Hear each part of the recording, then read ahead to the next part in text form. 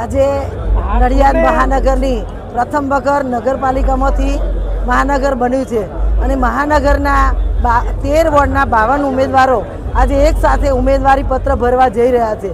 એટલો ઉત્સાહ દેખાઈ રહ્યો છે કે પ્રથમ વખત મહાનગર બની રહ્યું છે અને આટલા 52 ઉમેદવારો એક સાથે ફોર્મ ભરી રહ્યા છે। આવનારા સમયમાં અમે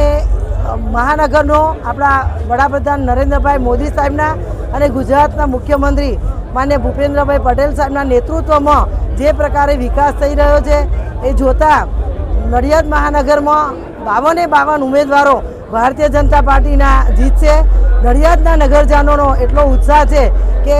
મહાનગરમાં પ્રથમ વખત સ્પષ્ટ બહુમતીથી કેસરીઓ લહેરાશે। એ જ પ્રકારે આજે તમામ નડિયાદના નગરજનો સાથે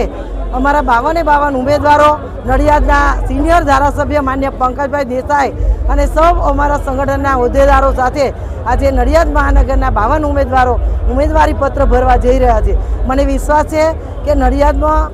મહાનગરમાં ભગવો લહેરાશે। સાથે સાથે ખેડા જિલ્લાની જિલ્લા પંચાયતની 42 સીટો,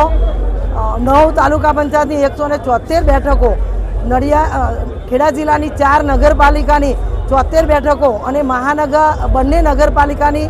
મહેમદાવાદની 3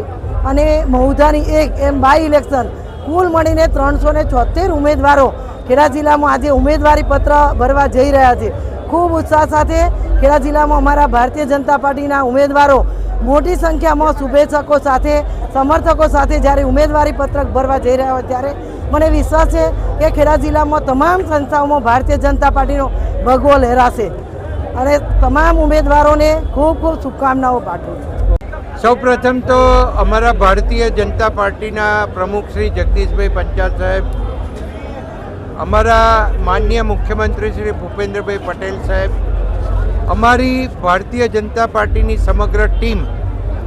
ખેડા જિલ્લાની ભારતીય જનતા પાર્ટીના પ્રમુખશ્રી અને ખેડા જિલ્લાની ટીમ, નડિયાદ શહેરની ટીમ અને આજે 52 કાઉન્સિલરો જેને આજે ઉમેદવાર તરીકે ભારતીય જનતા પાર્ટીએ જાહેર કર્યા છે, ત્યારે હું એટલું કહીશ ચોક્કસપણે કે આ જે ટીમ મૂકી છે એ બિલકુલ સક્રિય ટીમ મૂકી છે અને સક્રિયતાથી વોર્ડમાં કામગીરી કરે અને મારા સુધી પ્રશ્ન ના આવે એવી ટીમ ભારતીય જનતા પાર્ટીએ મૂકી છે। એટલે સૌપ્રથમ તો હું તમામ અમારા વડીલોને અભિનંદન આપું છું કે અમને આવી ટીમ એમણે ઉમેદવાર તરીકે આપી છે અને અમારો ગોલ એવો રહેશે કે આ 52 ઉમેદવાર જીતે એવો અમારા સંપૂર્ણ પ્રયત્નો છે અને અમે જીતાડીશું જ। અને એ પણ કહું કે આ નડિયાદનો વિકાસ આજે 20 વર્ષ પહેલાં નડિયાદ શું હતું અને આજે નડિયાદ શું છે એ લોકો જાણે છે અને છેલ્લા 1.5 વર્ષની અંદર કોર્પોરેશન બન્યા બાદ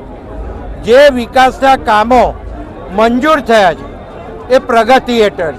છે। આવનારા દિવસોની અંદર અત્યારે નવું બજેટ પણ ગયું અને નવા બજેટ પછી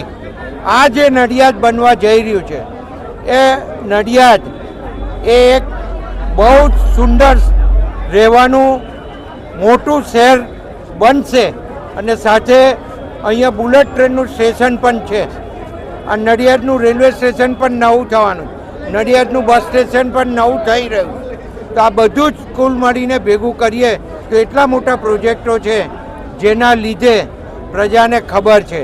કે પ્રજા કોણ કામ કરે છે અને કોણ કામ નથી કરતું, કોણ વાર્તાઓ કરે છે અને ખાલી સોશિયલ મીડિયા ઉપર એક્ટિવ રહી અને પોતે કરાવતા હોય એવા જે પ્રયત્નો કરે છે એ તમામ લોકોને આ નડિયાદની પ્રજા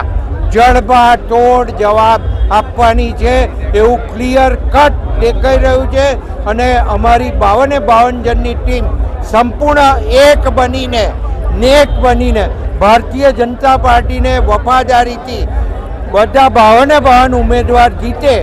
એવા સૌ કાઉન્સિલરો પ્રયત્ન કરવાના છે।